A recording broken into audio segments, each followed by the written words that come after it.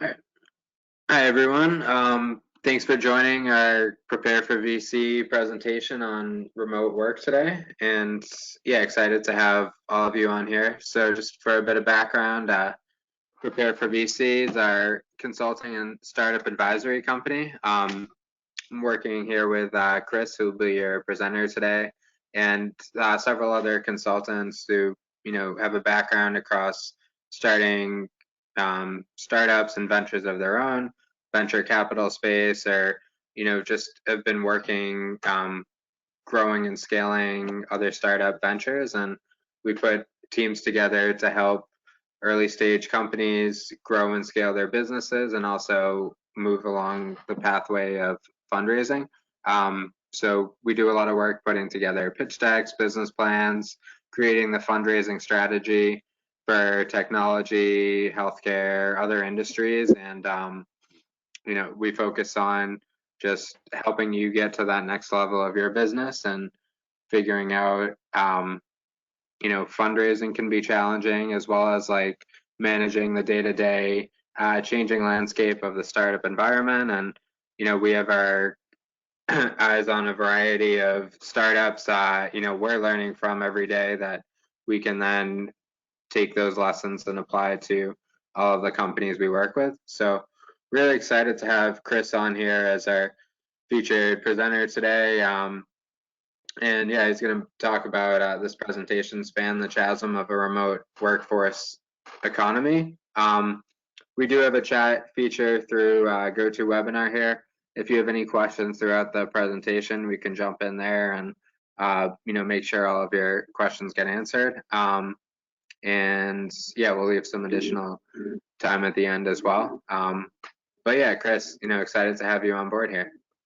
Yeah, Jason, I appreciate the opportunity to not only work with Prepare4VC, because I feel like it's a great organization that has strong roots in helping to build the foundation of the entrepreneurial ecosystem, but also the ability to come and talk about remote work. And today's situation, I think, is I want to be mindful of what it is that we're talking about and why.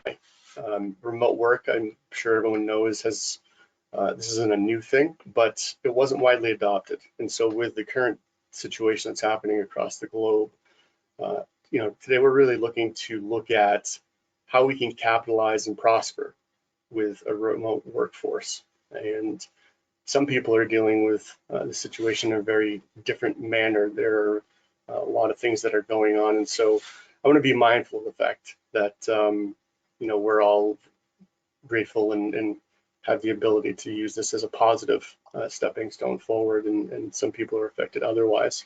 But I feel like it's an important topic because we've all had our life thrown into shambles in some aspect, some more than others. And the way that I see what's happened is there's a chasm that has kind of opened up near, around, underneath every single one of us. And if you're a leader of an organization and you didn't have the things in place before this pandemic hit, it could feel like you're dropping off a cliff, sort of like what you see here, and you have to build the plane, so to speak, as you fly it. So I just want to give a little bit of context into what it is that we're going to be looking at today. And I guess it starts off with who is speaking to you. I don't want to just be the voice on the other end of the webinar. My name is Christopher Dube. I am the founder and CEO of SIMPATICO Consulting. I am a Prepare4VC consultant, as well as many other things. And I like my life to be full of variety and diversity, and so that's what I've filled inside of it. I've founded 5 startups. I coach executive leadership, strategy, and communication for international organizations in Europe and Asia. And I'm the current entrepreneur in residence at Boston University for a business simulator for early stage entrepreneurs called TrepCamp. So I try to fill what it is that you're hearing today with a face. It's obviously easier to see the message, hear the message, and feel the message if you know who's delivering it. But today really isn't about me. Today is more about you, and knowing that this situation we're talking about with the remote workforce economy, why are we here? So what I want to do is I want to give you some context around where we've been with remote, some clarity around where we're going, and confidence moving into this with some actionable tools that you can take away and implement in your business today. All it takes is 3 skills. So this is the how of what it is that we want to go over today. The 3 skills are nothing out of the ordinary, nothing innovative, but if you use them in the proper way, they are truly transformational. And those 3 skills are adaptability, focus, and communication. The who behind the validation of all this stuff, so that you know I'm not just making this up, elite organizations like McKinsey, NASA, and the FBI use adaptability, focus, communication, and many other complex and many other simple techniques to do exactly what it is that they need their team to do in high pressure environments where they have remote employees. So the alignment and context of what we're going for today is exactly this. So this is our guide rope as we scale the chasm together.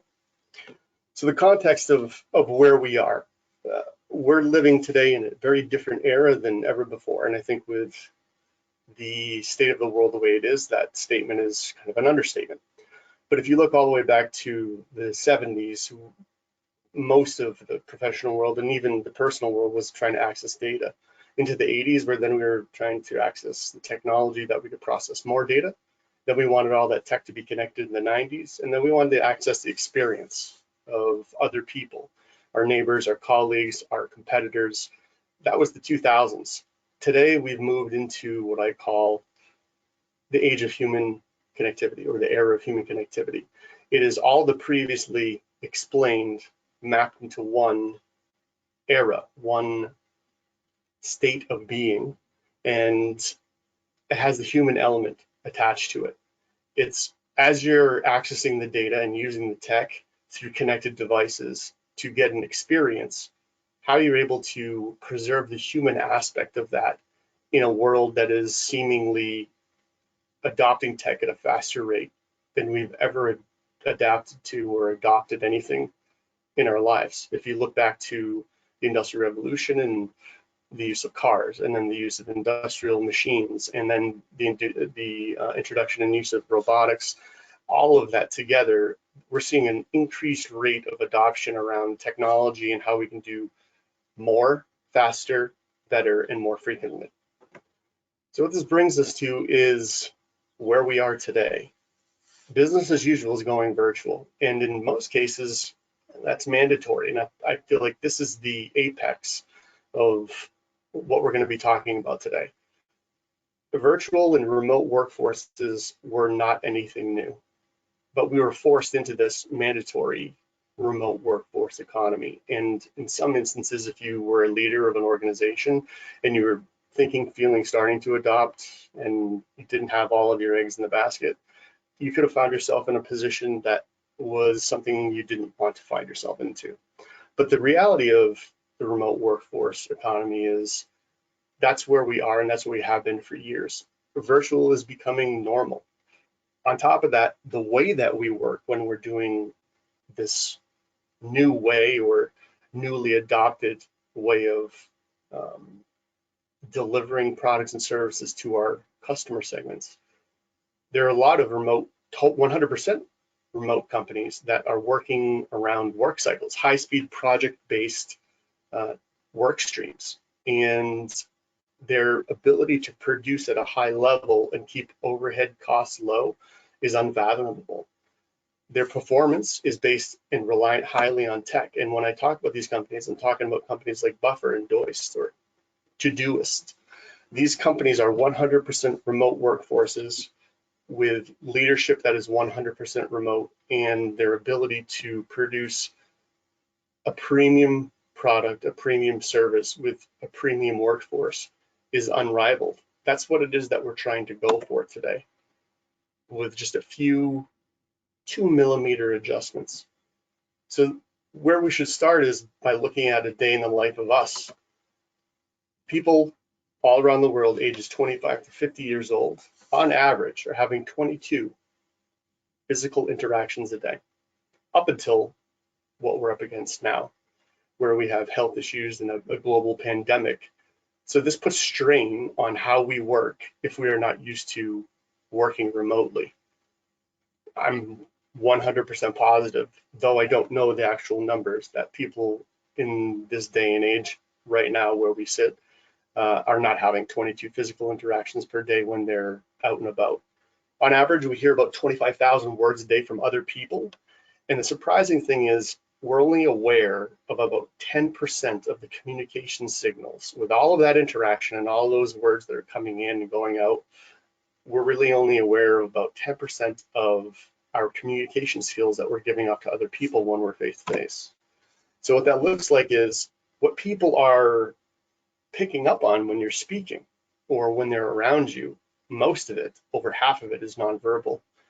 Then it goes to your voice tone, and only about 7% are the words that you use.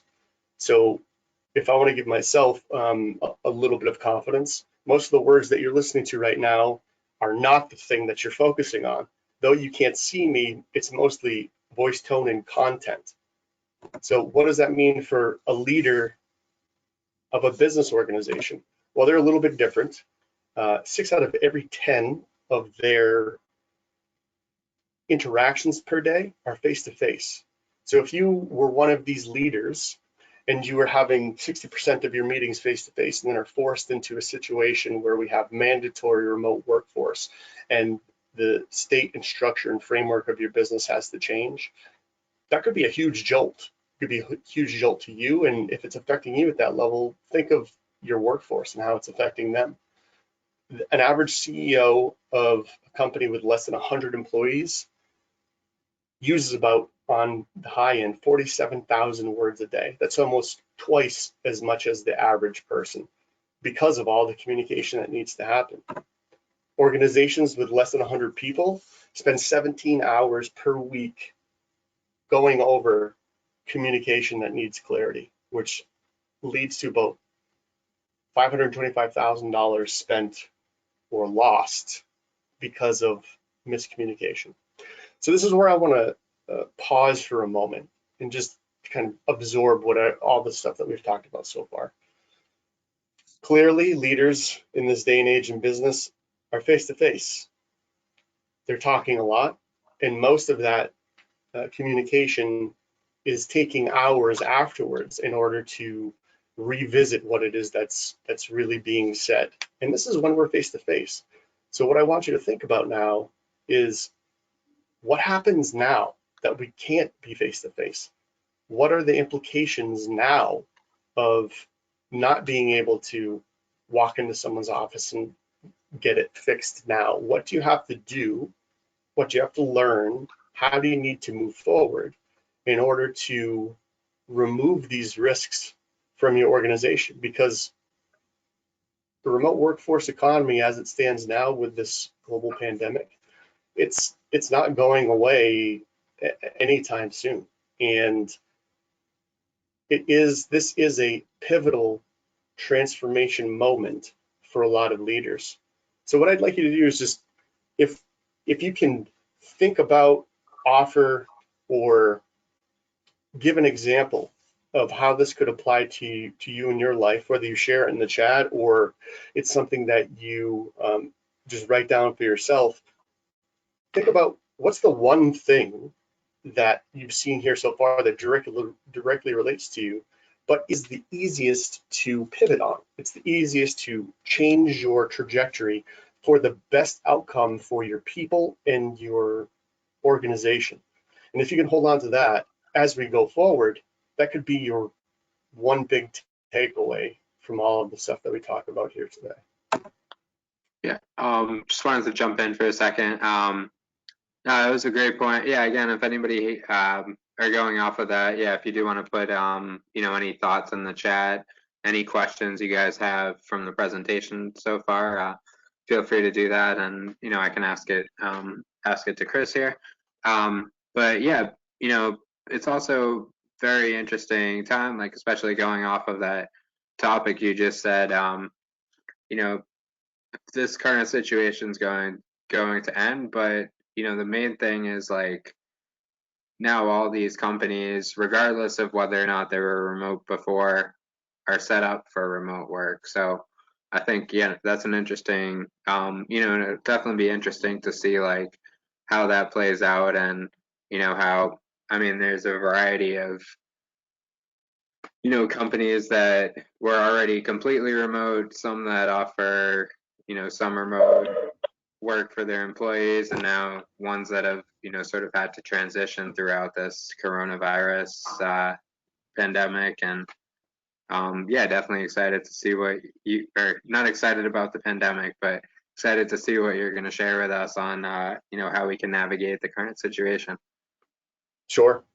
And I think that provides a good transition segue into, we've given you some context, where we were before, where we are now.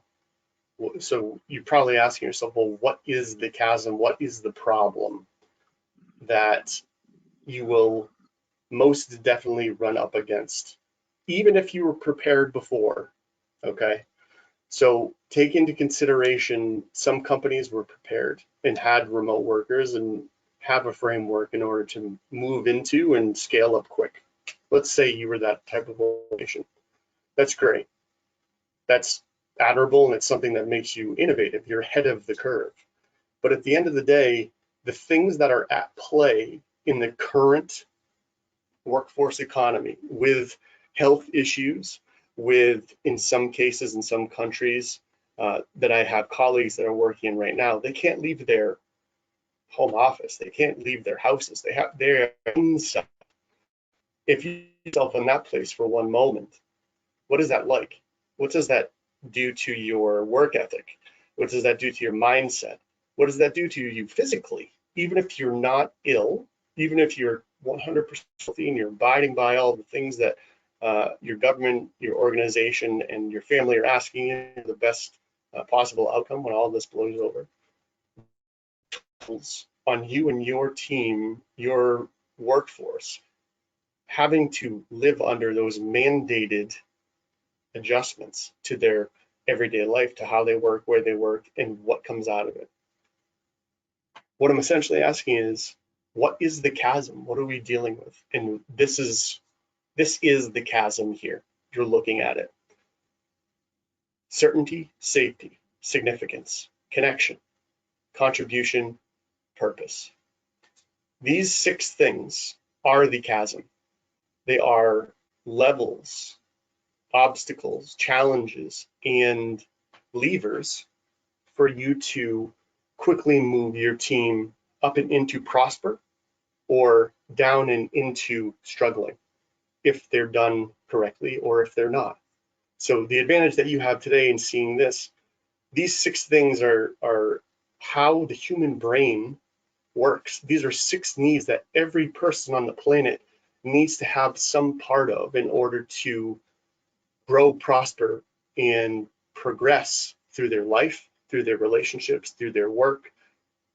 It all has to do with how we are physically and mentally put together. So what is the ability for someone like you, a leader, to start to apply this stuff into your life? These are outcomes. Certainty is an outcome. Certainty is the ability for you as the leader of your team, your organization, your family, your group, to say, this is where we are, and we are going to build a way that is going to help us prosper, no matter the odds. It's the ability for you to raise awareness around the type of leader you are and how you will lead your group, your team, your organization, your family towards prosper. That's the first level of attainment that you have to shoot for, certainty. They're certain that you are the person that you have always been, and now with an obstacle that's faced with everyone around the world, you're still that person, and you'll even have more of a time to shine. Once you have certainty locked down with your group and yourself and your people and your family, then goes to safety. That's the first level of trust. That's when everything else in the world is burning, you create a safe place for your people to learn, grow, make mistakes. And as I say in all my classes when I'm teaching entrepreneurship or I'm with clients, fail forward. A safe place that doesn't exist anywhere else except for where you create it. Once they have certainty and they begin to feel safe behind your leadership and the way that you are allowing the adaptability of a situation that could be very sticky to come into form, things start to shift. Starts to shift away from, is this right? Am I in the right position? I don't know if this is the right thing. Are we going to have what we need? It moves away from that fear and it moves more into significance. How is this going to significantly affect the way that I did my job before? How is this going to significantly affect the way that I can, if I do feel a dip in that performance, get back to that place as quickly as possible? And the answer is level 4, which is connection. The ability to solidify certainty, build a safe place that significantly affects you and your employees immediately, like that immediate, is with connection. The ability to connect, understand, and take action on the things that you can't see, hear, or feel because of the world we're living in right now. Once you build those 4 levels and people go through those stages over and over and over again, testing, proving validity to the way that they feel certain and safe and significant and they're connected, things start to normalize and a shift, a major shift happens. It then goes from me at this, what I call the money line, into we. The top 4 levels will be 80% of the energy that you have to put into creating certainty, safety, significance, and connection with your people, specifically in a time like we're living in now. That's all the me aspect. They're thinking about me. How am I feeling? How is this affecting me? How am I going to do my job? If you can show them this, have them feel this, just know that's going to be 80% of the battle. Once you get to that money line, it changes from me to we. People jump on board and say, how can I help you? How can I help to make this better? How can we put our heads together and contribute to the purpose, which is no matter where we work, how we work, or what happens, we have the right people at the right place at the right time. We could all work from home and it doesn't matter, we're going to get this done. Yes, there are going to have to be some things that are put into place, technology and framework, but the things that I coach, the things that I talk about, the things that matter the most is people and proficiency. People is your team. It's you.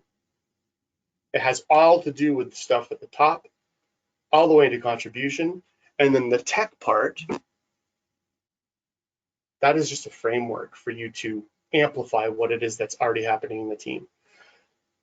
Take your team from me into we, and then you don't have to churn your legs as hard.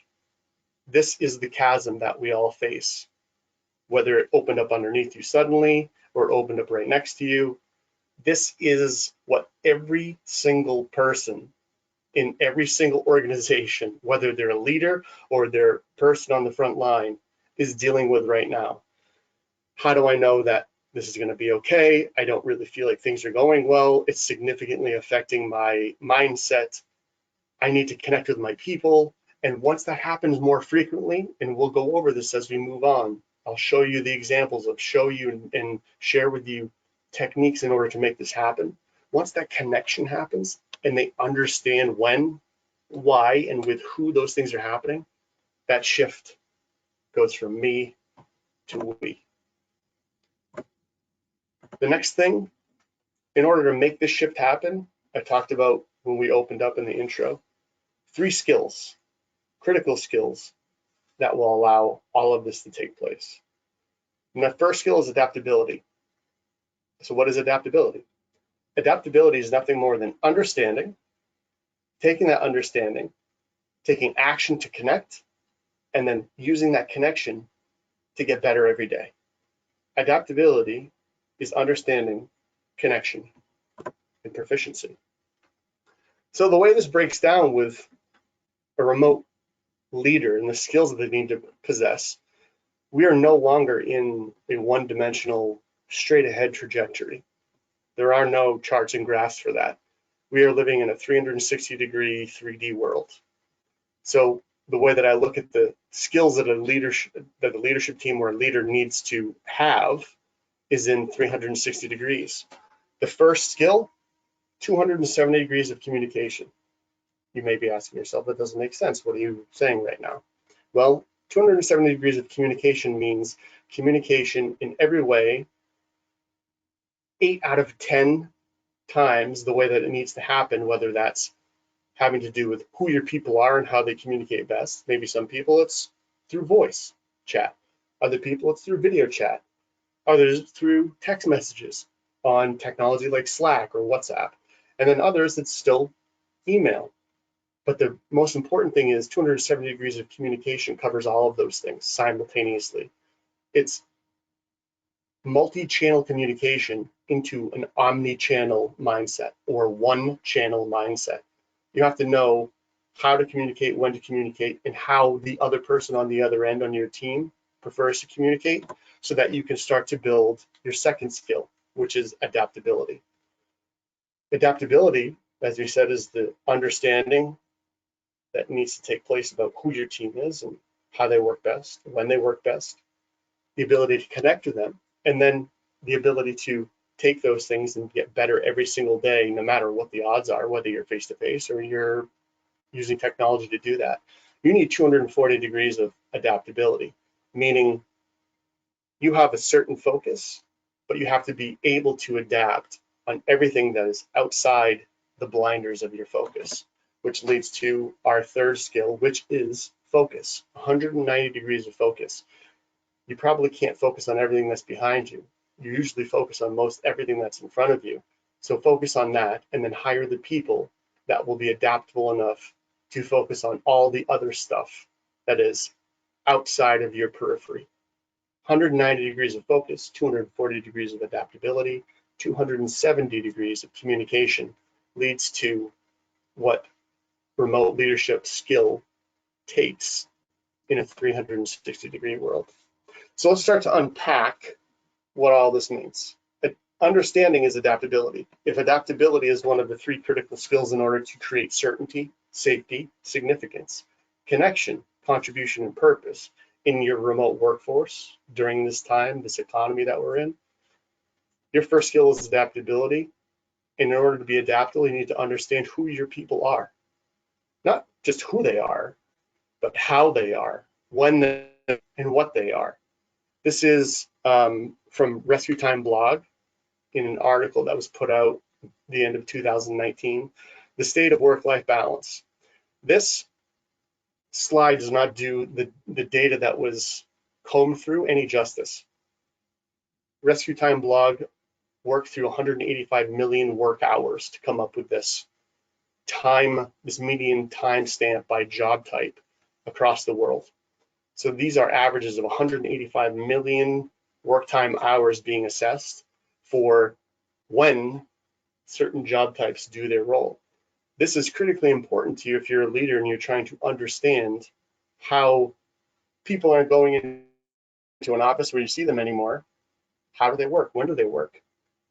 All of these things are all balls that are left up in the air or on the floor, depending on where you were thrust into this remote workforce economy.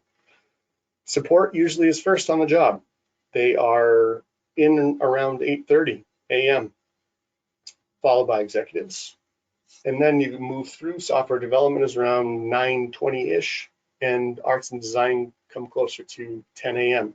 If you have this piece of information in your back pocket and you're trying to put together an all hands call in order to increase that connection, to get everyone's face onto a video chat, it would be better placed and better adopted and seen as a positive if you know when that's best for everyone. Understanding leads to adaptability because people can make small adjustments. Ask them to make huge adjustments based on what it is that you think and not what you know can be critically damaging when we're in a fragile beginning of a transformation like we are right now. Just a quick question on that last Yeah. slide. Yeah, so like, there's different types of remote work here, and especially like businesses that were in place that are now shifting to remote, and near their headquarters is still going to be all in the same time zone, same schedule as before. But how do you see companies that maybe have some workers on the East Coast, some on the West Coast, like do they all adapt to the timing of their headquarters, or do they make adjustments based on where their employees are? So for me to answer for those leaders, I think would be a gross understatement or miscommunication of me knowing everything about everyone at every place at every time. The thing that I would say in order to answer your question as concisely as possible is understanding where your people are and how they work is the answer.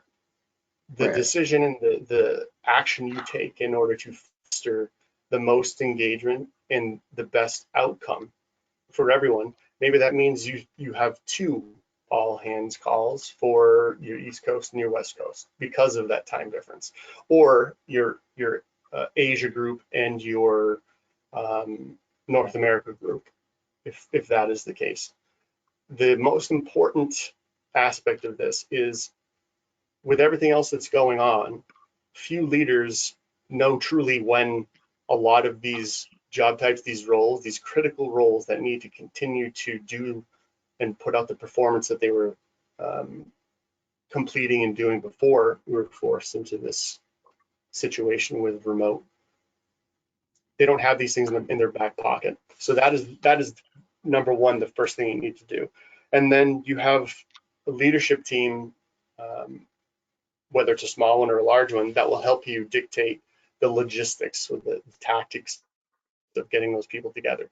But if we look at this as a holistic approach, understand the beginning, understand the outcome that you're trying to achieve. So the beginning would be, when do these people usually start, and when's the best time for us to get together as a group?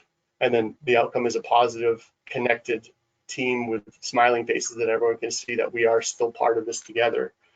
All the stuff in the middle sort of takes care of itself with the right other team members that are in place. Right. So I hope I answered your question, but there really is no one size fits all, I think, for that specific question. Yeah, I appreciate that. Yeah, no problem. So if understanding is adaptability and understanding leads to connection, what is connection and how do you build that connection? This is a part where we could get really deep into what connection means and how you can build it, but essentially connection builds trust. Seeing someone's face that you would normally see every day and then you can't see it does something to us, all of us, in our mindset, in our mental wellness.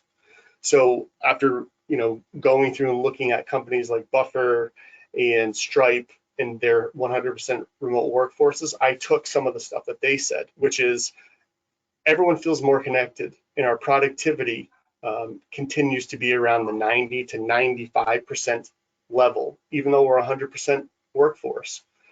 When people can know when we're going to have a call, see everyone's face on there, and the relationships are built instead of deteriorated. People in those companies with many sources of information that I was looking at went out and purchased podcast light rings that they can put in back of their phone or in back of their laptop that will shine onto them, so that the perception they're giving off is a glowing, smiling face on the other end of the camera, and that makes them feel better about themselves and the way that they look, because we can all see ourselves when we're on a web call, and we can see the people we're talking to, and it makes the people on the other end of the camera feel that much better about you and know that you're okay, even though they can't be here physically in order to feel that. That's the trick about connection. most of what I shared in the beginning, connection begins with nonverbal. It begins with tonality, it begins with feeling. And when you have that removed, how can you build trust by connecting if you can't have those things? Well, perception is reality. And so one suggestion that I would make is for you to suggest to your team that people use the right lighting and they come with their smiling face, because that's what builds relationships holistically across teams. The second thing is connection is fostered through not just gathering about the critical things and the important things in the professional daily workings of life, but I would even suggest and go as far as to say, gather socially, maybe one time a week, where everyone gets a beer or a soda or an iced tea or whatever, a coffee or tea, and you just mingle and chat, do trivia.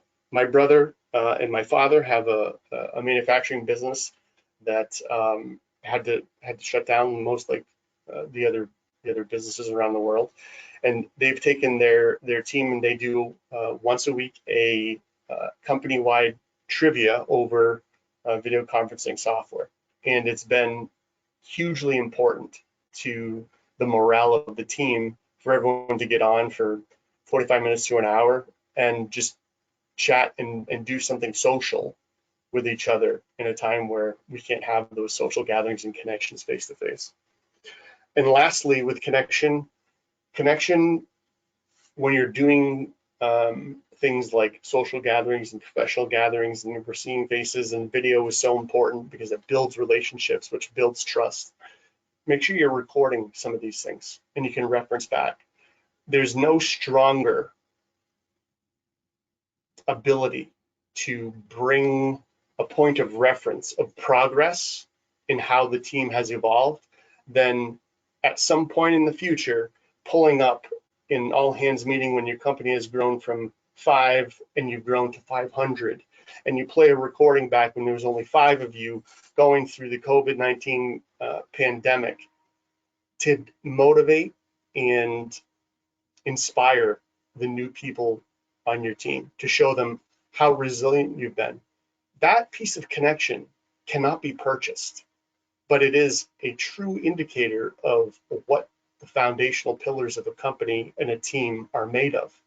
So I would highly suggest that you record and at some point reference back to the things that you've overcome and progressed through as a team, because those are the moments that can be lost when you don't, but can be critically important to where you're going in the future, whether you can see that right now or not. Lastly, for adaptability is proficiency. That means getting better every day. And when we're remote from each other and we're having to deal with things that are outside of work, because now home and work are kind of mingled, it's a gray area, it's a perfect shade of gray, I guess I would call it. Proficiency requires daily management, and that means management of stress, of physical wellness, of mental wellness, breathing, yoga, meditation, sun are all critically important and things that you should have at the top of your list to ensure adaptability of your people inside the professional space, that they're taking care of their personal space, because those two things are never have been separate, but even more so than now are intermingled.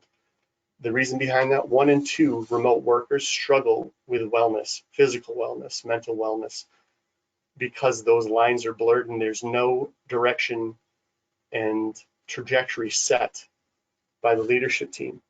Make sure you breathe deep, make sure you physically are aware of what's happening with your body, take time out, use the things that you need to manage in a positive movement for your people. Because if you do and you look at those as levers for progress, all of your people will thank you for it. So when we're looking at the second critical skill, that's focus. Focus simply is the ability to have a routine that provides accountability through prioritizing what is most important. And when we're dealing with focus, I think there's no better way to look at this than to look at what NASA astronaut Scott Kelly did by staying on the International Space Station for an extremely long amount of time. This is a quote from him. Routine is focused because when you're living and working in the same place for days on end, work can have a way of taking over everything if you let it. If that happens, you start to lose sight of what good performance looks like. You start to lose sight of what a good relationship with your family looks like. And those things start to affect your physical and mental wellness, increase your stress. And what starts to take hold and attack your focus is what I call code S. Code S stands for cortisol, which is a stress hormone.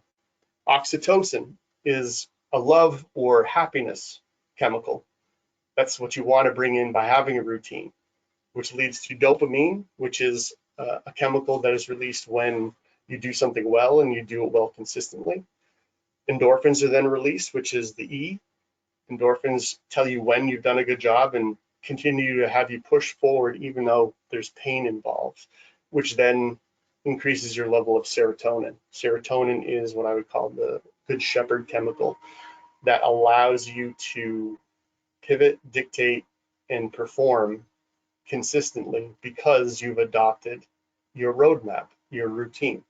Focus is something that is very simple to understand, very hard to adopt, but you have a leg up on others if you adopt a routine. Coming from someone like Scott Kelly, I think it's something that you should keep in the back of your mind. Focus is also accountability. So accountability in this day and age is usually metric driven. What I'm suggesting here is the opposite. Yes, metrics are important, but more importantly are the people. When I teach and coach, the two things that I look at are who are your people, how are they, what are they, and how much do you know about them? And then proficiency. Are you setting up the things they need in order to get better every day? Everyone or most leaders I speak with say they have an open door policy, but most times that open door policy, when it comes to frontline employees, it never gets opened. It's usually the people directly beside or directly below that leader that hears 2, 3, 4 segments down the way when there's an issue. What I'm suggesting here with accountability, in order to increase focus of your team and yourself, I would suggest you create daily accountability partners. People that are directly in contact with regularly and talk about the things that those frontline employees, those software developers, those marketers don't feel comfortable coming to you about because you're the CEO or the COO or the CFO. Have them adopt 1 or 2 people that can have daily accountability of the 3 of them. They can be in constant contact. They can have 3, 4, 5 video conferences per day. You can have them start to become resolution advocates for each other. Once that happens, those accountability partners have a clear view of what is necessary for understanding each other, which builds team cohesion because you have peer support. The most important thing in a time like we're in now is to know that you're not alone. And when there's 1 or 2 other people that are accountable for how you're performing, how you're feeling, and what it is that is attributing to that lack of or increase of performance, I would highly suggest that you create an accountability partner framework for your employees to know that it came from you, but at the end of the day, it's supported and seen through by the people that are standing next to them on a daily basis, even though they're not there physically. The third aspect of focus is priority. Priority in 2019 was something that led to a lack of productivity. In an 8.5-hour day, workday in the global workforce, 8.5 hours led to about 2 hours and 48 minutes of employee productivity, which, in my opinion, not that great. In a 40-hour work week, 14 hours and 8 minutes of productive work. That's face-to-face. That's not remote. That's not with all these other challenges. So how do we take that and increase that by, I don't know, 10%, 20%. That's a huge increase. Well, I have a way that you can increase it by 50%. You can go from 2 hours and 48 minutes per day of productive work to 4 hours and 12 minutes. Over a week, that equates to about 7 hours and 4 minutes more per week that you are dedicating, almost one full day of productive work that's happening if you do one thing. If you prioritize the most important things and only the most important things and let everything else fall away, and then delegate those other things to the necessary people. So that's prioritizing number 1 focus, number 2 focus, number 3 focus. If you get those 3 things done, then 4, 5, and 6 come into play. Don't start 4, 5, and 6 until 1's done, and then 2 is done, and then 3 is done. But inside of doing those tasks, you have to give yourself a mental, physical break. We judge our success by 60-minute segments every day, 60-minute meetings, 60-minute sales call. That's just the way that the professional society has created the framework in which we deem success. The human brain can only take about, at the most, 90 minutes of focus time. And that's from pre-setup all the way through the meeting to the end to get the most performance out of what you just did. So science around a technique called the Pomodoro technique says every 60 minutes, take 10 minutes break. So that's from 60 minutes of work to 50 minutes of work. 50 minutes of work, 10-minute break, you step away, and then you move back into it. Every hour of the day that you're working, whether it's remote or in person. So if you have 50 minutes to work on something and you dedicate task 1 in your priority list, I have 50 minutes to get this done, your level of focus and priority to that will increase 5 to 7x. If you do that and time yourself and have the timer right next to you to say, I only have 35 minutes left, am I going to be able to get this done, or did I bite off too much? And then make slight adjustments. If you time yourself and prioritize and do not move on to the next task until task 1 is complete, you will see a 50% productivity increase. And here's the reason why. This isn't coming from me. This is coming from a man who was a performance and productivity coach back in the 20s and 30s. His name was Ivy Lee. Ivy Lee was a really smart guy that a lot of people knew or were after to have him help with their business. There was a railroad tycoon that was having a lot of productivity issues, and so he had Ivy Lee come in, and he said, "So what is this gonna cost me?" And Ivy Lee said, "It's not gonna cost you anything right now. What I want you to do is just give me 20 minutes with each one of your most critical people, and at the end of 4 weeks, if you don't see a 50% increase in work, pay me nothing. If you see 50% or more increase in their productivity, pay me whatever you feel is necessary." So the railroad tycoon said, "Well, that sounds like a deal for me. Hopefully you do what you do, or else you may not be getting paid." So Ivy Lee met with all 296 of the critical workforce members for 20 minutes, had them prioritize the top 6 tasks, and said, only start with 1. That is task number 1. If that's the most priority you're giving to this, only do that. And then only start number 2 once you've completed number 1, and so on and so forth with 2, 3, 4, 5, however long your list is. If you see a trend every single day that you're not getting to 4, 5, and 6, that means I want you to let those things go away, dedicate them to your manager, and have him redelegate and redistribute to the people that are able to capitalize on 1, 2, and 3. They can handle more work, but it doesn't mean that you're not doing your job as well. It just means they're able to do more faster. So all 296 people did that for 4 weeks. At the end of the 4 weeks, Ivy Lee went back to the railroad tycoon, and the CEO of the company cut him a check for $25,000. $25,000 back in 1930 is now equal to about $527,000. So that's one check over 4 weeks, helping 296 people increase their productivity, got him paid $520 some odd thousand with one client. That is the power of what you see here, and something that I would highly suggest to implement into your focus, priority. Prioritize what is most important. Time yourself on doing those things. And at the end of a 4-week time frame, you'll see productivity increases of 50% or more. Skill number 3, the third skill and final skill that we'll be talking about today, is communication.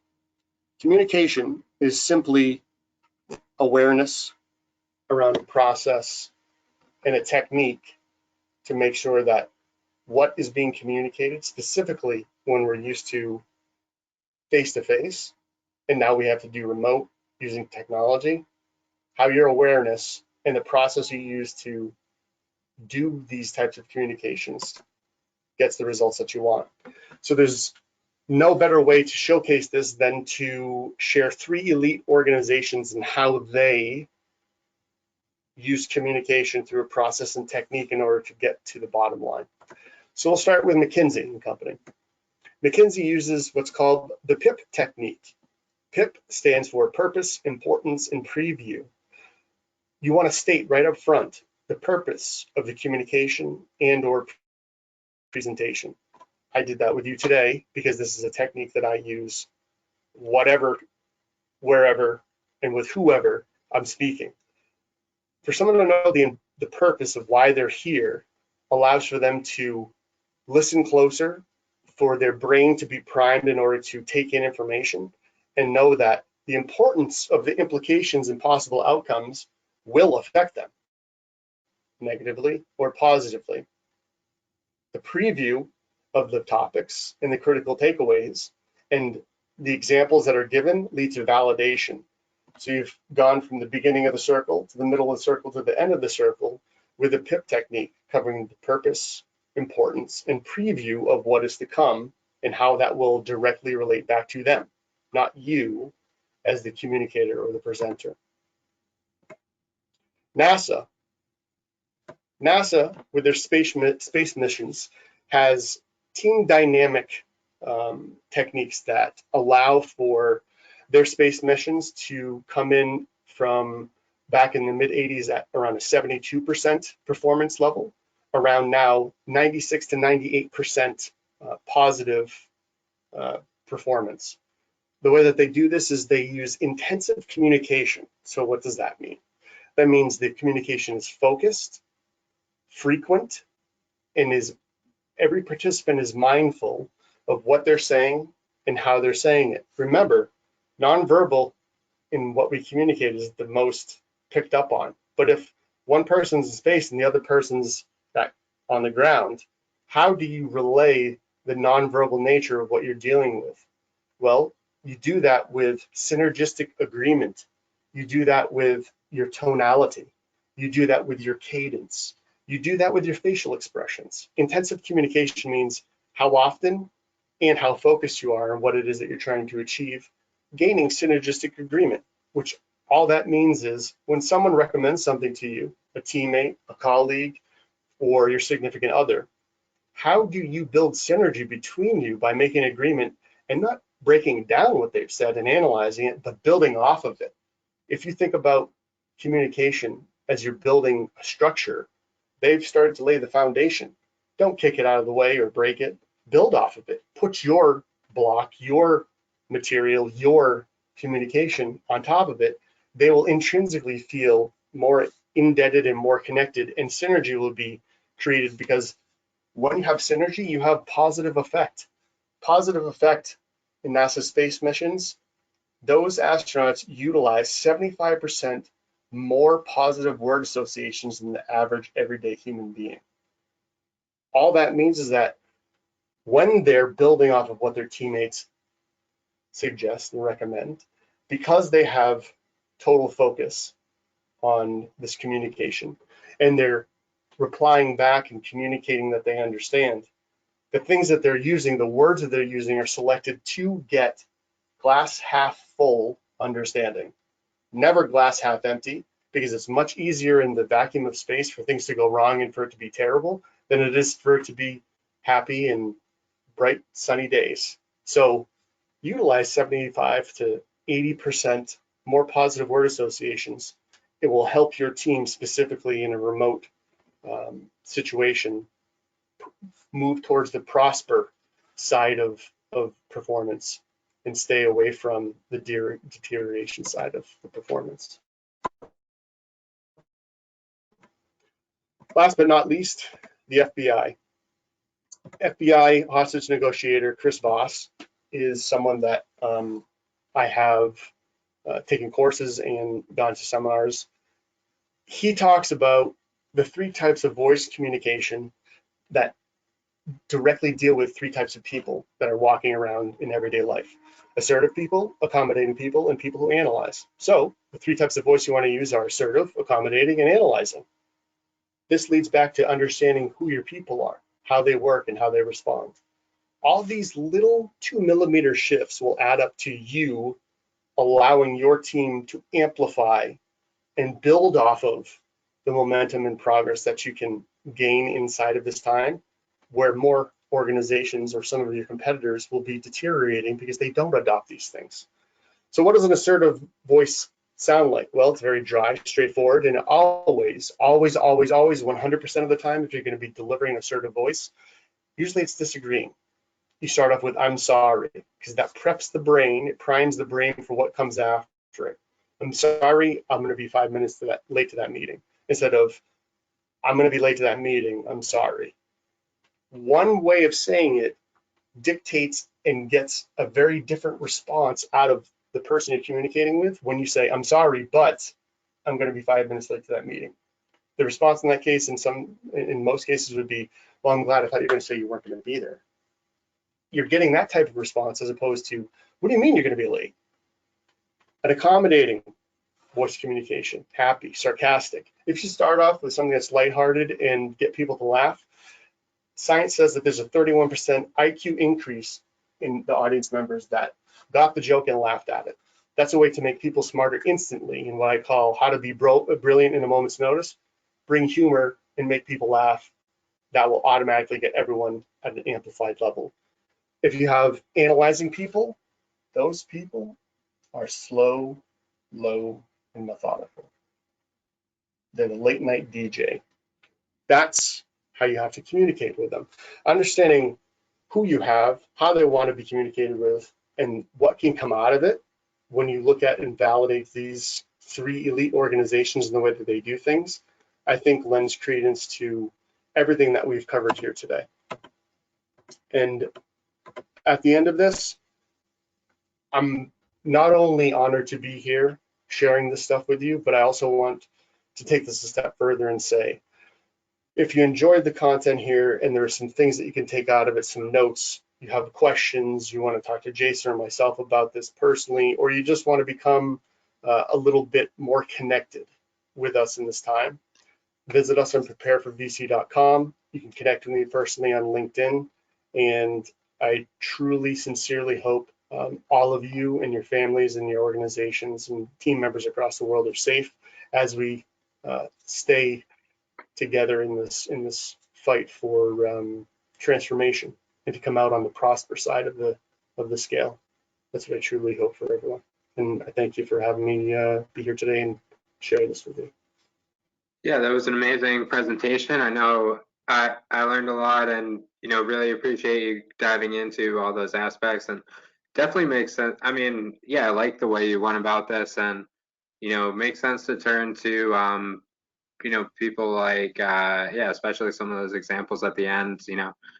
NASA has been they're another situation that you're forced to work remote, and look to examples like that and people that have had success in the way they're doing business. And yeah, I really like the way you put all this together. Yeah, so I'll be, if you're watching this or if you're watching this live with us here today, you'll be on our follow-up email, and yeah, happy to, or if you have any questions, I'll include yeah, Chris on that as well. You can respond back to us with any questions, follow-ups, or any other ways we can help.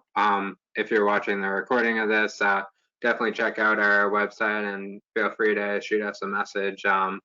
Whatever platform you see this on as well. So yeah, appreciate everyone for joining, and thanks again, Chris. Yeah, amazing job here. Great. Thank you very much. It's an honor to be able to share. Thanks.